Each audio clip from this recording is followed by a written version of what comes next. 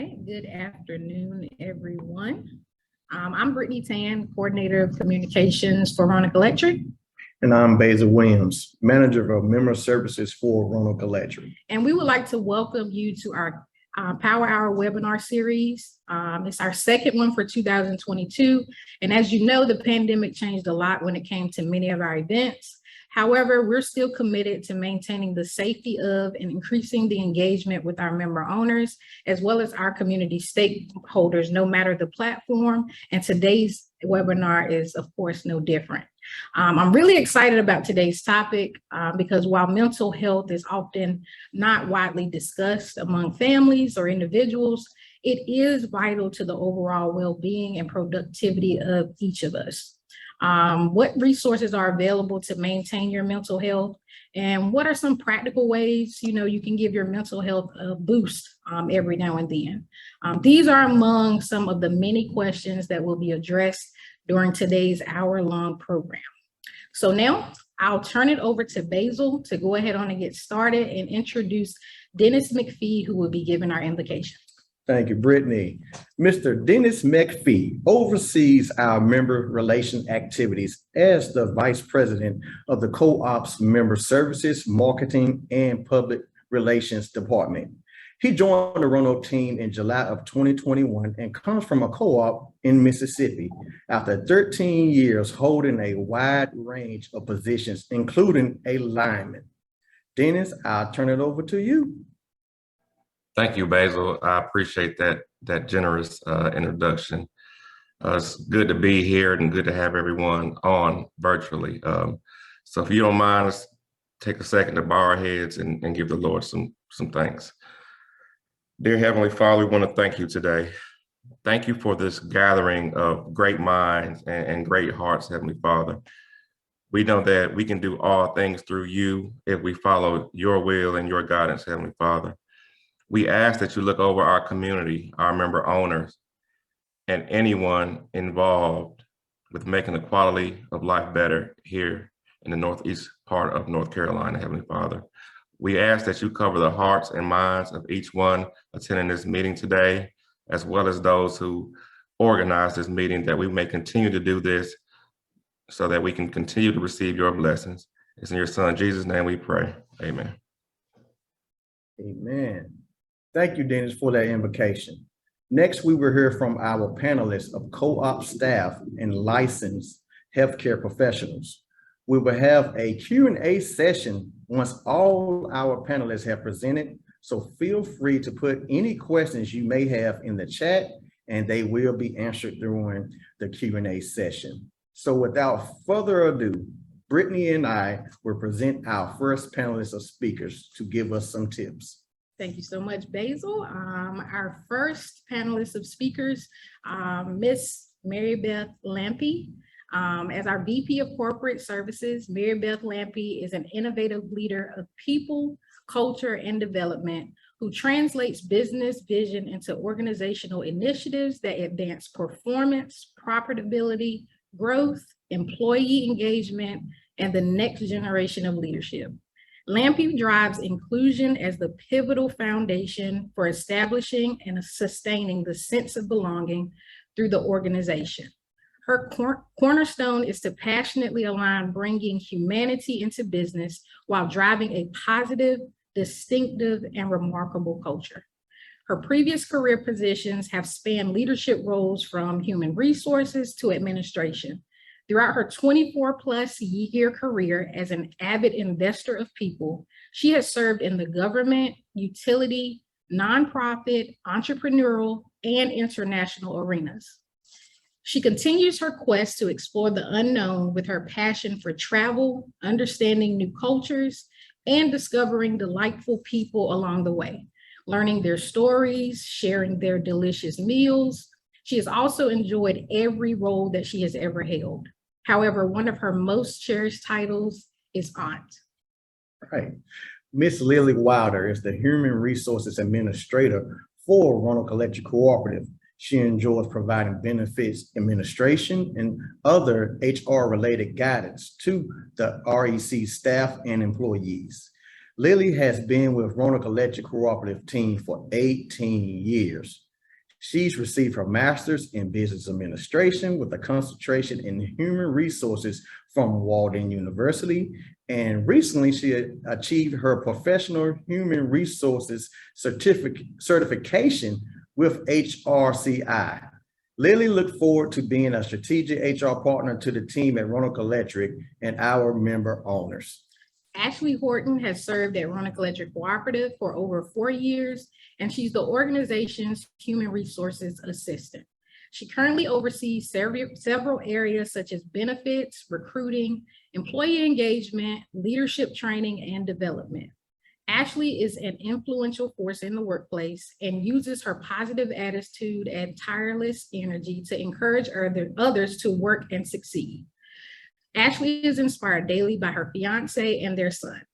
On her free time, Ashley likes to spend time with her family. So without further ado, we'll go ahead on and turn it over to these three ladies and take it away. Well, thank you, Basil, and thank you, Brittany. We appreciate those warm introductions. And good afternoon, everyone. I, along with my partners, Ashley and Lily, are very excited to share a few tips about getting the 4 dose of well-being daily. And when we say the 4 dose, we're referring to physical, financial, emotional, and social. Daily, getting those doses daily and why it's so important. And then hopefully share a few tips with you all about how we're doing things and how we might all improve our emotional and physical well-being. So first of all, is it essential? Why are we even talking about this today? And we definitely believe that more than ever, it is most essential, and we must talk about these things as we would other important topics. So what does it affect? It can affect every part of everything that we do, how we function, how we carry out everyday tasks. It can also affect how we handle stressful situations, challenges, adapt to change, and respond to challenging life events. I'm not sure who wouldn't need that piece. I think we all are there and can relate. It can affect our relationships, work, and overall mental and physical health, and lead to higher blood pressure, a weakened immune system, and increased illness, and probably a lot of isolation. Well, that certainly was pretty negative. So let's bring in some positive pieces. So what can we do to improve our emotional and physical well-being? Somebody asked that? Great. We're really glad you did, because we have some answers. Here are 8 practical ways that sound simplistic, but could really help us, manage and influence our emotions and feelings and ensure that we stay resilient with our physical health. So we want to make sure that and I'm saying this more to Mary Beth, myself, than anybody else, we need to move our body. We need to do some physical activity, breathe, get outside, dance, exercise. If you're at a loss of what to do, and maybe there's some isolation involved, highly recommend that you rescue, adopt a dog or a cat. They will absolutely get you moving and running around, probably in circles, and provide a lot of company and humor. Establish a routine. So we want to create a schedule that balances the work we do with the life we want to lead. Create time to schedule meetings, but also block some time to address your goals and also to dream. Very important. Create a room to read, a space where it's very comfortable. Cook a new dish, listen to music. It's also very important, we talked about isolation, that we connect with others. We've never been as isolated as we are now, and I think we're all starting to feel that. So love on your family safely. Love on your family and those that are important to you, all those great folks that you connect with. Check in with those who support you, or those maybe that need some support. Ask if they are okay and stop to really listen to hear what they're saying. Again, we need to do that now more than ever. But also you need to realize that it's okay to ask for help or to say, I'm not okay. And we all have to get comfortable with that if we want to get to being the best that we can be, despite the challenging times that we are in. Learn something new out of your comfort zone. You may find a brand new favorite hobby. Something we don't talk a lot about, but we're going to mention it today. Forgive. Forgive others and forgive yourself. Forgiveness allows for growth and happiness. And I bet your shoulders will feel a lot lighter. And that will certainly affect our health. do something for others. Sometimes we're thinking about all the things that we're experiencing or our needs. Times it helps to think about other people and what they may need. It's really cool when you can do something for someone that can't be repaid. Send a thank you note. How about if we were to write a positive review for a change? All these things really do help the way that you feel. Another thing that we all need is more sleep. And I'm sure everybody can shake their heads on that one. You know, this is what gives us our body and our brain a chance to repair itself from all that we're processing, all the events that are happening, and our memories as well. I bet you'll also wake up in a better mood. And that's always a good thing. We need to be kind to ourselves and be kind to others and extend that gracious spirit. So what gives you joy? Where are you most at peace? We tend to find the things that we're seeking. If we seek negative, we'll probably find it and flaws. But if we look for joy in the everyday moments of life, I'm certain we'll be smiling and we'll be happier and definitely more at peace. So be more self-aware. Notice the thoughts, the actions, the habits and character traits that serve you well and those that do not. Eliminate any room for negative thoughts. They only hurt you and steal your joy. As we continue with the 4 components of our well-being, getting that 4 dose every day, Ashley is going to be up next discussing the financial realm. So over to you, Ashley. Thank you, Mary Beth. Good afternoon, everyone. So financial well-being, what is financial well-being? So it's actually a state wherein a person can fully meet current and ongoing financial obligations, can feel secure in their future, and is being able to make choices to allow them to enjoy life. So with that being said, I'm going to leave you with 3 tips for financial well-being. The first one is create a budget that works for you. If that means writing out a budget, actually going out to buy a diary, create a list to where you could reduce what you're spending on subscriptions, streaming services, and also eating out and clothing for those that like shopping. So you may have to cut some of those items out. The second tip that I would like to leave you is to try to save a bit of money regularly. So save a small amount of cash deposits on a regular basis where it could go a long way towards saving towards your goal. And the third one, set aside some emergency cash. An emergency stash of cash could give you peace of mind and reduce the need to apply for high interest borrowing and other options. So with those 3 tips, I hope that it helps you with the financial well-being piece. And I will pass it to Ms. Lily to cover the social well-being. Thank you, Ashley, and good afternoon, everyone. So the final dose, social well-being, is all about being connected by understanding how to interact or network effectively with others. In other words, being open to accept diversity, inclusion, equity, and of course, belonging, no matter where you are, because being connected applies to your family, your friends, your workplace, and your community. It is also important to know how to support and collaborate with others by being able to successfully adapt to change, even in this post-pandemic society. At Roanoke, we encourage and support our employees to be well-rounded individuals through activities focused on health and nutrition, strengthening your social connectors, all around financial, social, and emotional health, because research states that strengthening your social connections may help protect health and extend life. Even scientists are finding that our links to others can have powerful effects on our health, both emotionally and physically.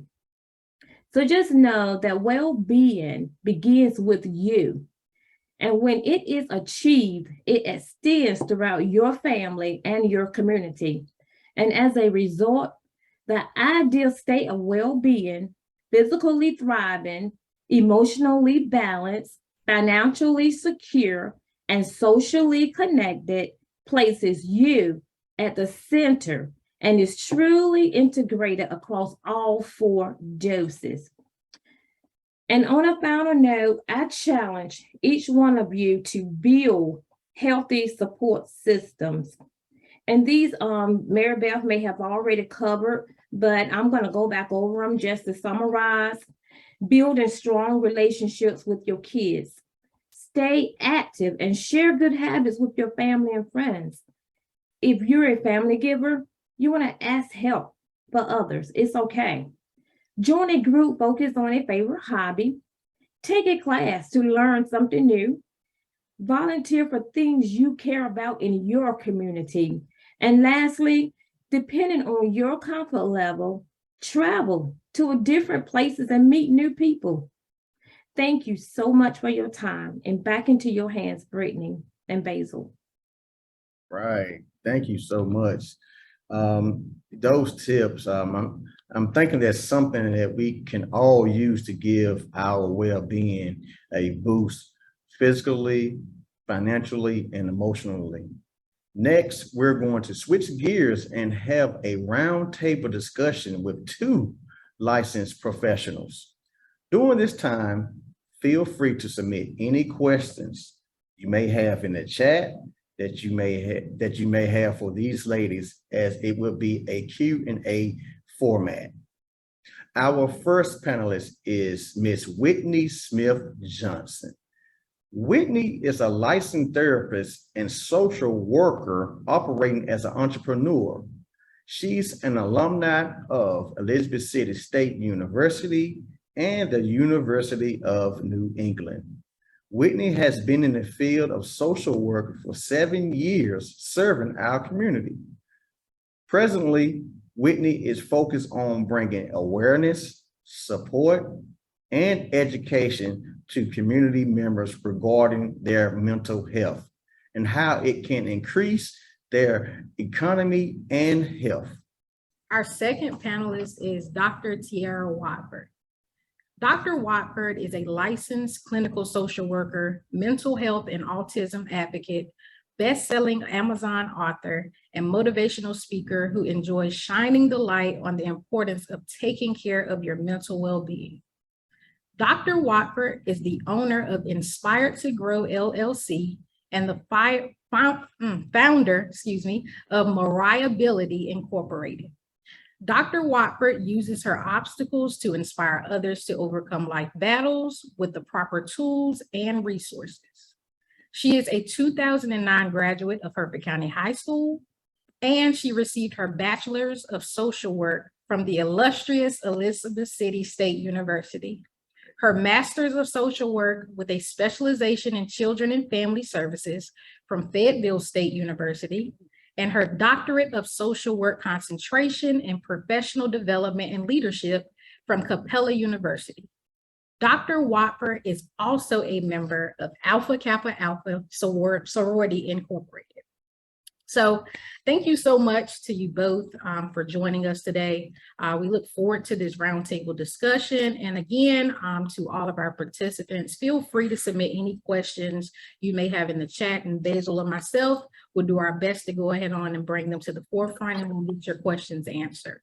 But before we get into the weeds of the discussion in the Q&A session, can you, Dr. Watford, can both of you kind of give us just a little bit of background about your specific practices and the services that you all offer? Either Whitney or Dr. Watford, either one of you can go. Okay, I offer individual, marital, couples, and family counseling. I primarily practice in Virginia, but I'm also licensed in North Carolina. I work with children as young as 3, and my oldest client is 85. So we work with a wide range of life challenges, from anxiety, depression, grief, life transitions, work-life balance, stressors with parenting, a lot of different things. Awesome. Whitney? Yes, ma'am. So what I do provide, I have a Christian counseling agency in Suffolk, Virginia. So we do Christian counseling at the private practice. I also have Daughters of Zion, which is located in North Carolina, which is a nonprofit homeless shelter center where we help homeless mothers and young women who have children who are homeless. We try to give them a couple nights stay in a hotel, providing them with food, providing them with gas vouchers. Gas has become so expensive. So helping them to be linked and coordinated to the services and resources that they need. So I don't practice in North Carolina, but I do practice in Virginia with Christian counseling. And in North Carolina, I have the nonprofit organization. Awesome. Thank you all so much for giving that background information. And I did hear a lot of the services. It's a lot of different services. I don't even know if people, are aware of that. But I think one of the biggest steps is deciding whether or not therapy is right for you, right? So how would you think somebody would go about knowing whether or not, whatever they're going through or certain situations like that, therapy is actually the right thing for them? For me, it's just being able to see when there's a need. A lot of people kind of tend to lean on their family members, lean on loved ones, friends a lot. Hey, I need someone to talk to. When you kind of find yourself trying to, always gaining opinions of others, kind of always in that place of confusion, feeling pulled one way, feeling pulled that way, it's probably time to seek out, some assistance from a therapist to get that unbiased opinion so that someone can come in and help guide you to be more secure in the decisions that you make so that you're not leaning on other people's opinions and thoughts. And to piggyback off of what Whitney just shared, I will also want to add on, like anytime there's a shift in your well-being, whether it's mentally or emotionally, it's time to seek help. If you're not able to handle things the way that you used to be able to handle things, it's okay to reach out for help then. Great. And I do see where we are receiving some questions in the chat. So I'll start to pull from those. Okay. We do have a question. It is, what are ways to reduce stress? So the best ways to reduce stress.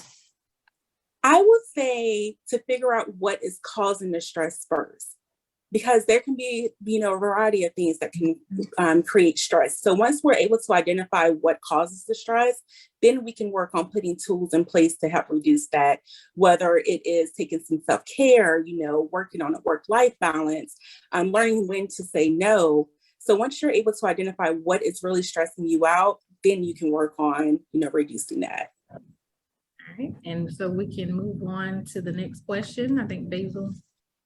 Yeah, I have a question. Finding a good therapist can be very challenging, especially if you're trying to navigate insurance coverage with an increasing demand for services or other barriers.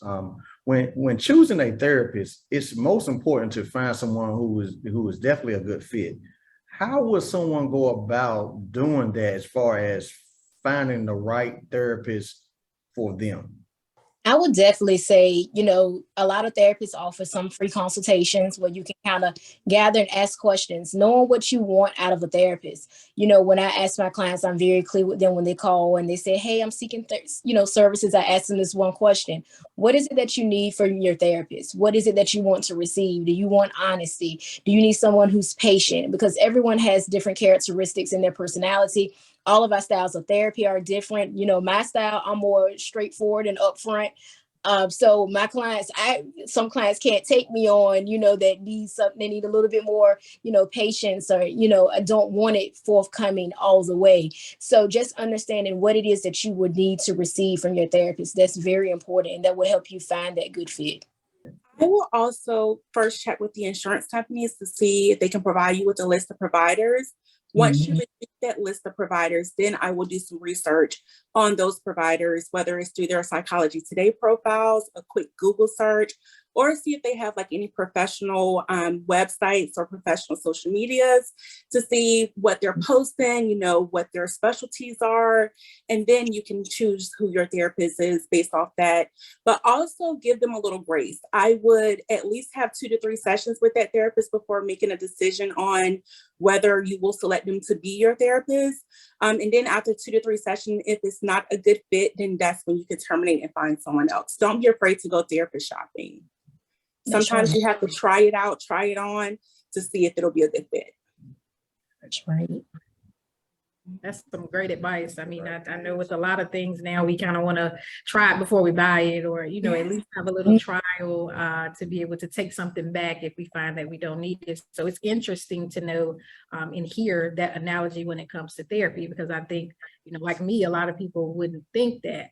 And another question, because I know that, you know, there's some stigma sometimes and hesitation when it comes to therapy, especially. So a lot of people think it's like the movies. You sit on a couch and you know, talk to somebody, and pretty much they just sit there, listen, write notes, and you pay them. But for those who may not be, you know, as familiar, you know, this is literally the first experience to even consider it. How would you all describe the way that therapy actually works? I would say therapy is a teamwork approach. You know, the client is actually the specialty in their own lives. They know what they need and what they're trying to work towards. So I give my clients, you know, the benefit to go ahead on a lead, and then I will jump in where it's needed. So when it comes to seeking therapy, the first step is to breathe, you know, relax. I know it's nervous, you're pouring out your life to someone, but it's okay. You know, it's okay not to be okay. It's okay to come in there not having an idea of what you want to work on. That's what we're here to help and guide you. Just be transparent as well, because in order for therapy to work, you have to be willing to open up and do the work as well. That's right. I agree. And I'm not sure if that answers your question, Brittany. Okay. Yeah, it did definitely give, you know, some clarification, because like I said, oftentimes that's what I hear. A lot of people think it looks exactly like what most of us kind of see. We don't have a magic wand. We cannot solve everything, but guess what? We're willing to put in the work together to get you to where you need to be at.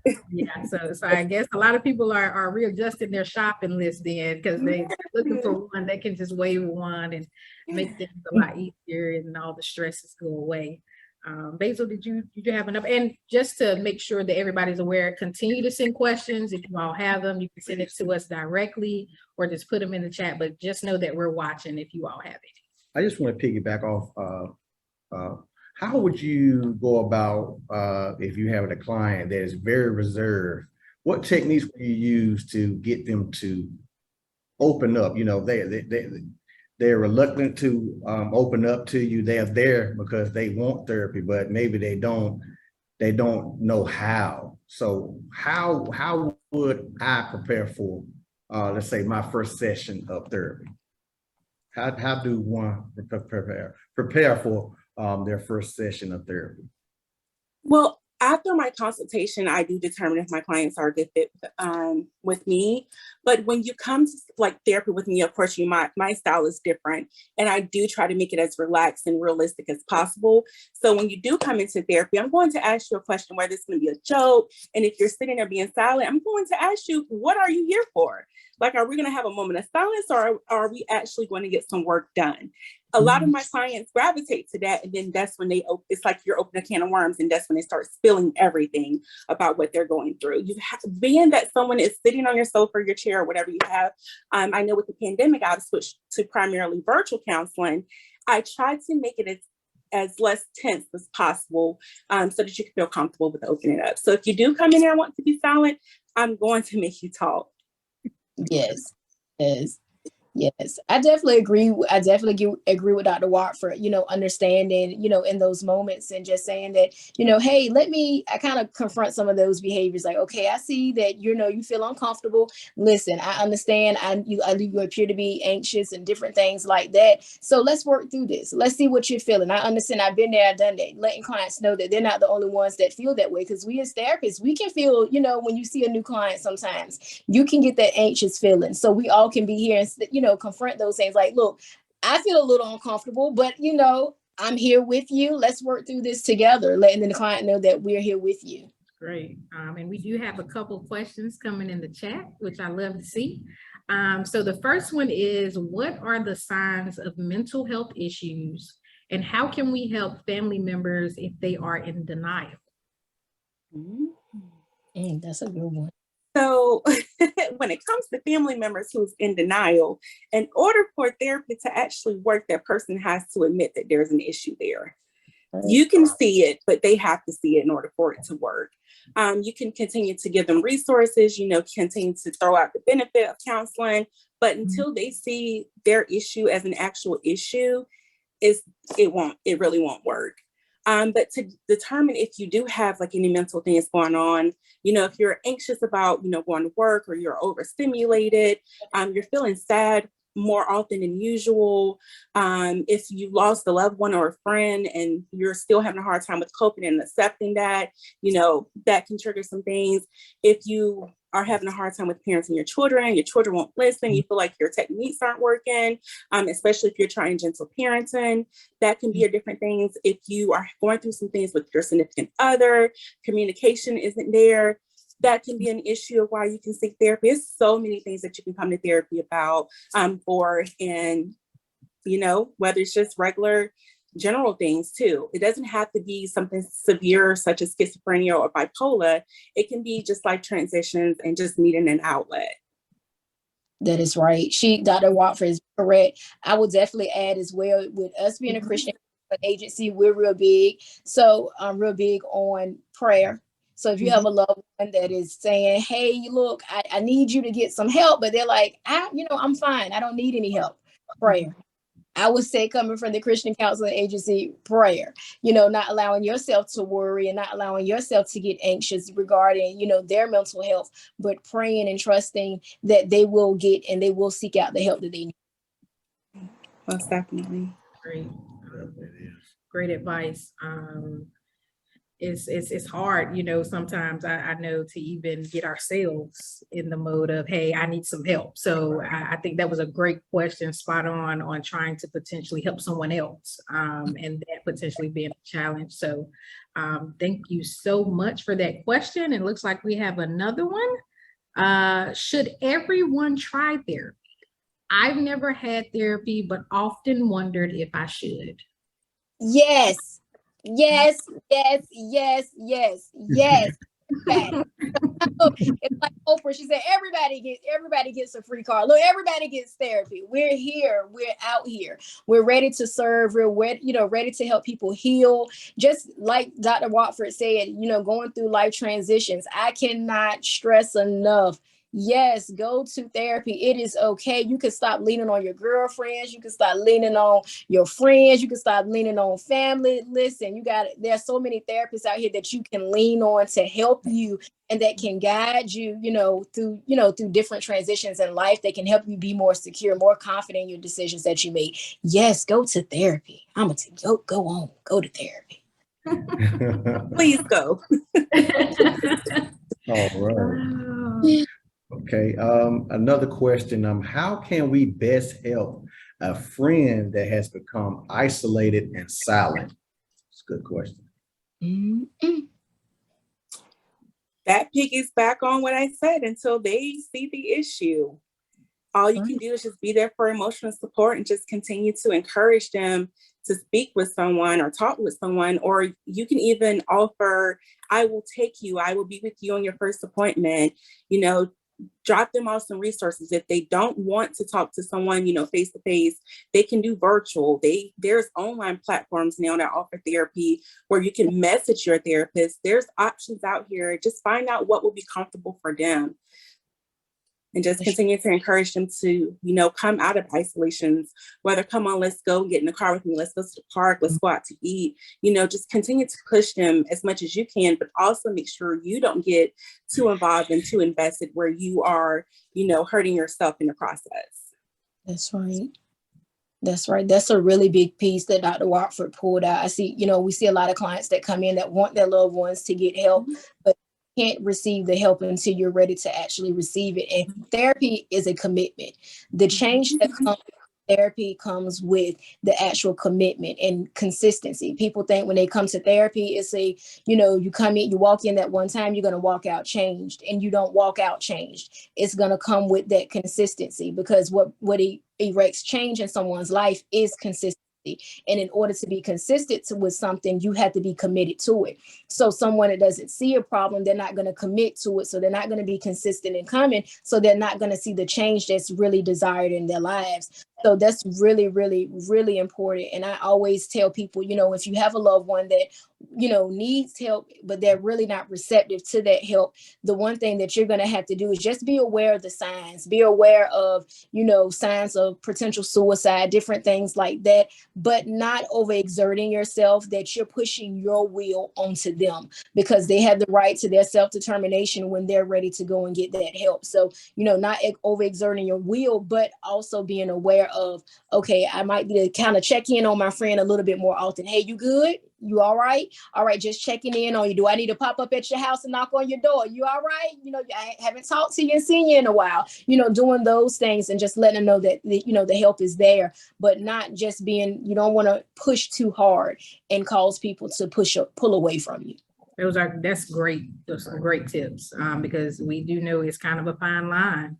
I mean, you don't want to leave someone isolated, but you also don't want to push and poke them over the edge either with whatever they're dealing with. So thank you so much for that. I did kind of have a follow-up question, and it may be a trick question of how will I know, or they know, when I'm done with therapy? Like, how do you know when you're done with therapy? I would say when you are able to handle situations differently, like things that once trigger you no longer trigger you. You're able to communicate your feelings effectively. You are able to manage your anger. You're not as anxious anymore. Your mood is better. That is like some good signs to know, like, okay, I am okay with therapy. And it's okay for you to step down from seeing your therapist weekly to monthly to every other month or so forth. I've been in therapy for forever, so I don't know if you're going to ever be done with therapy, because life continues to happen. But once you're able to handle things differently, that's when you know that things are working. That's right. That's right. All right. That is great. And we're getting questions, you all. So thank you, and Questions. keep them coming. The next question I see: are there local resources or care groups available in our community? Ooh. Well, unfortunately, I'm sorry, I cannot answer that question. I don't know of any local groups. Now, you come to the Virginia side, we can give you a plethora of groups that we know of. But unfortunately, in this area, the mental health resources in our area, to be honest, is limited. It's not a wide variety. We are in a rural community, and I do see a lot of companies, businesses, and agencies that's trying to bring, more mental health resources into our area, but we do need more mental health services in our community, most definitely. Another question. We are still in a pandemic, but the numbers are low concerning the COVID-19 virus. A lot of people are still suffering from the effects that are called long-term COVID symptoms. Has either of you had many patients to come to you or to your organization for help dealing with COVID-19? Yes. Whether, like I said, we transitioned to fully virtual, so a lot of people didn't like that, especially children who have like abusive parents or neglectful parents. You have significant others who are in domestic violence relationships, so that was a stressor for them as well when the world completely shut down. So they just needed an outlet to help cope with that. And now that we are transitioning back to face-to-face school, face-to-face services and things of that nature, we have to go through another adjustment period with going back to our new norm, as everyone call it. Yes. So they're just trying to manage and balance everything because things are constantly changing. There's new rules in place. So it's a lot of things that our clients are going through for my end. We saw a lot of COVID clients as well. The COVID clients, we were doing a contract for a brief while with the hospital, and with that contract, we were seeing a lot of people that were diagnosed with COVID. So them stuck in the hospital, the adjustment of how COVID changed their life health wise. They were coming to us for a while to come in for, therapy. It's called what was called brief therapy that they were doing with us because of the changes that, the COVID diagnosis had on them. So we did see a lot of those at the beginning of the year, regarding. So COVID really impacted people, especially changing their lives regarding the diagnosis. Some people had work because of COVID. They're breathing. They had to get on oxygen machines because of COVID, and just the life transition that that came from behind COVID. Right. And let's not forget those who have lost like family members due to COVID as well. I think that was the toughest one to process. Yes. Yeah, COVID definitely shifted a lot for everyone. And I know you all kind of mentioned, you've done some virtual. We did have a question come in to say, do either of you do house calls if people are not able to leave their homes? Or is that the virtual option? That's the virtual. Yeah, I thought that was the answer. I wanted to definitely ask just to make sure that I wasn't missing anything as far as the resources and services that you all have available. But there are some local providers. Integrated Family Services is one. Bridges of Hope Transformational Services, I believe that's the name of Dr. Lakeisha Walker's practice. Amazing. And then you also have, I'm trying to think what else is there. I would say go through your insurance company to see what's there. And then Roanoke Community Health Center also provides counseling as well. And then you have Rehoboth Counseling Services as well. Those are the ones that I found when I receive calls from people who are within a high ski. I do refer them to those agencies. Right. Good stuff. Okay. Another question that we have in our chat: what services are provided if the individual is in isolation but needs help but have become unresponsive as far as communication? 911. Yes, that's the best. Yeah, you definitely need to contact 911. Next question. How can we give back or volunteer to impact this issue within our communities right now? Oh, that's really good. That is really good. No, go ahead. Go ahead. It's okay. Go ahead. No, getting active, helping us to remove the stigma that has been placed on our community, with mental health. Not just being a rural area, coming from a cultural background as well, mental health has not really been readily exposed to us and has not always been accepted. So helping us to remove the stigma and helping people to know that therapy is okay. You don't have to be what they used to call, quote unquote, crazy to come to therapy. Removing that stigma, understanding that one big thing that I will say is the church and mental health can coexist together. God and mental health can coexist together, knowing that, removing that stigma, understanding that you can have faith and you can have a therapist all at the same time. So just removing that stigma, I think that's a really big piece on how you can also give back. Thank you so much for that, because I think that probably helped a lot of people who have, been brought up under that stigma. Like that's what, has been instilled from a young age for whatever reason, so thank you so much for that. Looking in the chat now, looks like we do have a comment. Someone actually put in that calling 211 can help someone find services in North Carolina. Okay, thank you. So thank you so much for that comment. Right, let's see if we have any more. Let's see.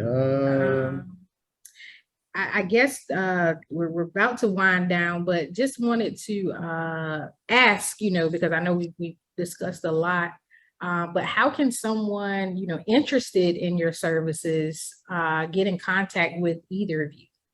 You can find me on social media at _Get Inspired with Tiara, or you can visit my website at www.getinspiredwithtiara.com.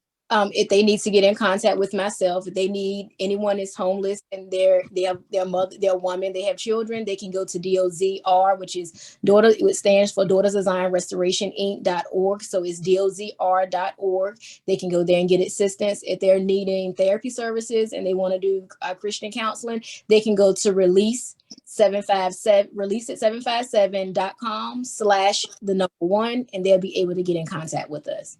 Awesome. And if you all, if you would type that in the chat, just so, people are able to grab that. I thank you all so very much for your for your expertise, the resources, and just sharing the awareness of a lot of things right now when it comes to mental health. As we stated, I mean, this entire session is about something that's critical to all of our, well-being, whether it affects a family member or us personally. It's something that is very, very important. We thought that, it was definitely something we wanted to go ahead on and bring awareness for and get people to just get the conversation going. A lot of times that's what it takes to get the conversation going. And then, the rest handles itself for the most part with the work and commitment that people do. Looks like maybe we have another question come through. So how does dealing with these issues, this is a good one, how does it or does it affect you as the consultant? No, none whatsoever. I work really hard with self-care, work-life balance. The secondary trauma is real.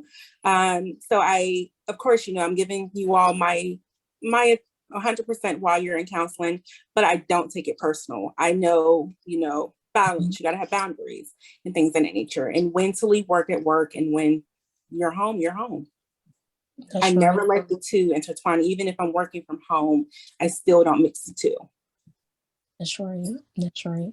And like Dr. Watford said, those boundaries are very important so that you don't allow those things to spill over in other areas. It's being able to understand that fine line on how you love your job, you're passionate about it, but you make sure that it doesn't infiltrate your personal life. It doesn't spill over, because then you got a problem. Then we might need to be reassessing. Okay, we might need to be changing some other stuff up. So that's very, very, very important. So if you take it personal, if you're going to take it personal, you might have to go back to your supervisor and kind of talk about those things. Any transference, those things, they do happen in therapy, but understanding boundaries are what prevent that transference. Good stuff. Good stuff. Up, and we have another question coming through. Getting the conversation started, right? So when having a heated argument or conversation with your spouse, what techniques would you suggest to de-escalate that particular situation?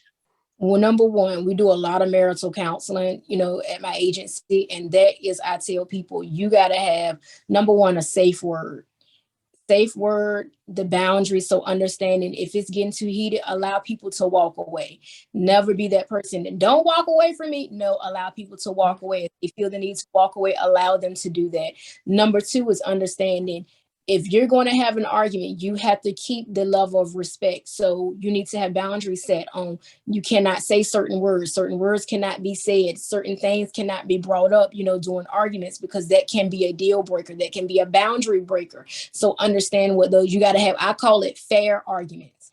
So fair fighting. So if we're boxing, a boxer cannot come out and bring in a sledgehammer to go and hit somebody. So now it's below the belt. So we have to do fair fighting. So I allow my clients to know, in marriage counseling, you all have to fight fair. You cannot be out here just trying to jab someone just to hurt them. You have to fight fair and be respectful.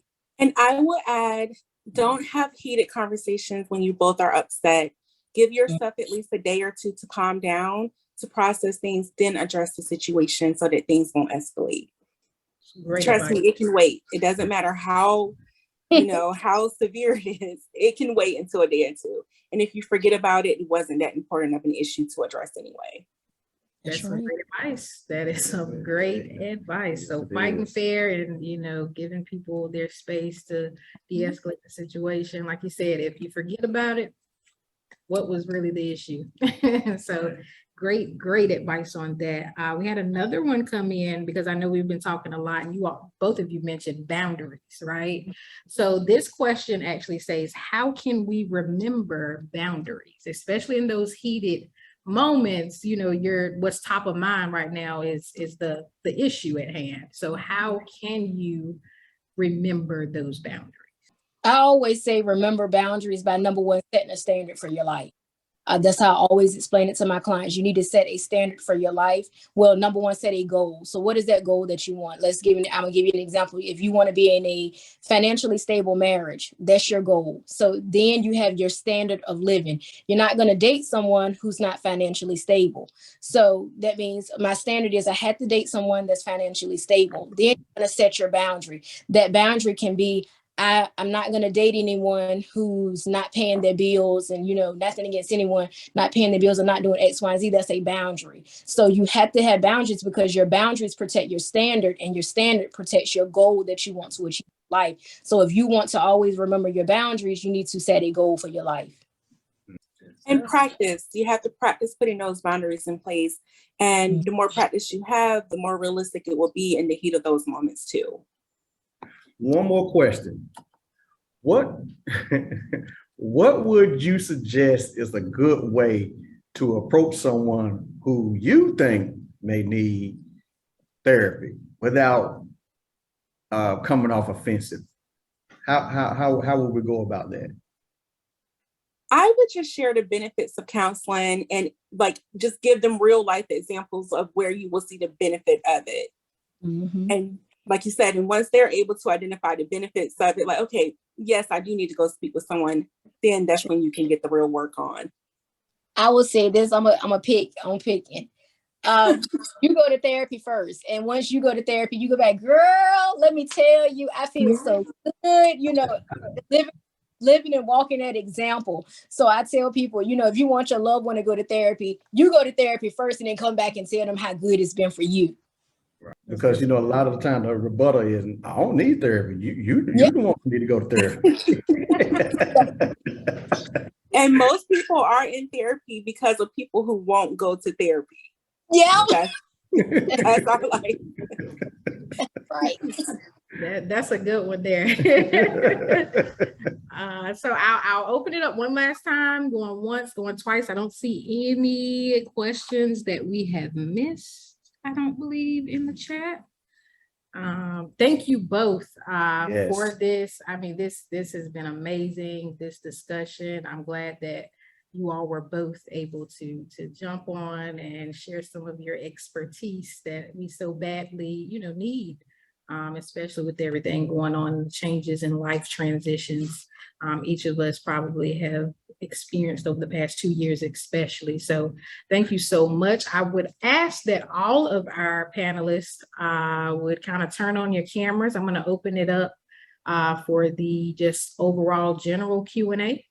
For anyone who has had any questions about any of the presentations, any of the resources or tips that you've heard, you want more information, or just anything in general that you would like to get answered, feel free now to either, you know, go ahead on and open up your cameras and ask the question, or you can still put it in the chat right now.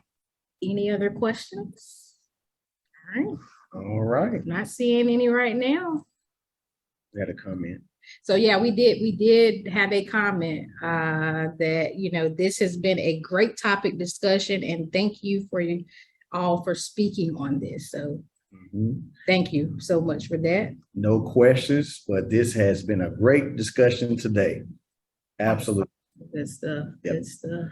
And of course, you know, if there are no other questions, you know, Dr. Watford and Whitney, they've already put their contact information. If you all, you know, want off one-on-one to ask any other questions, feel free to use that information.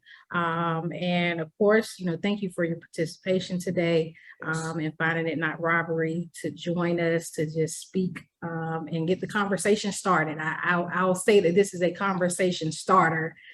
Versus, you know, the end all be all for this particular topic. And we'll be actually putting this recording up on our website.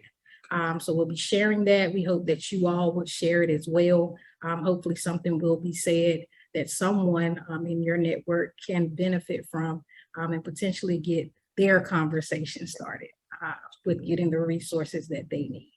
But if there's nothing else, Basil and I will bid you all a great rest of your day. Thank you all. Stay well. Until next time, thank you for your participation today, and we will see you all at our next Power Hour session. Thank you. All right, thank you. Have a good one.